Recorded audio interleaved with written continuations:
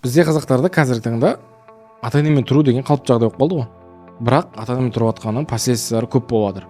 Біреу ұрысып жатыр, біреу ажырасып жатыр деген сияқты да.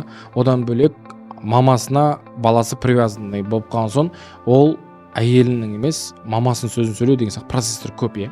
Соны айта берсең көп. Бірақ негізінде біз тоже америкалықтар сияқты, немесе орыстар да сондай да, 16-ға толады, 18-ге толады, жібереді да. Үйлендіреді, жібереді өздерін өмірлеріңді сүріліңдер деген сияқты жібереді. А бірақ бізде барлығын бірінші туғаннан бізді бағатын бала ғой деп туып алады. Соны бір күні асырауға келген кезінде асырап жүреді, базар жоқ, но аналар бақытсыз да. Не аналар өздерінің ойларын айтып шығып кете алмайды, не мыналар өздері шығармайды да, бір-бірлеріне привязаны болып жүреді. Бір-біріне байланып қалады. Сонда әркімнің өзінің ойы болмайды да.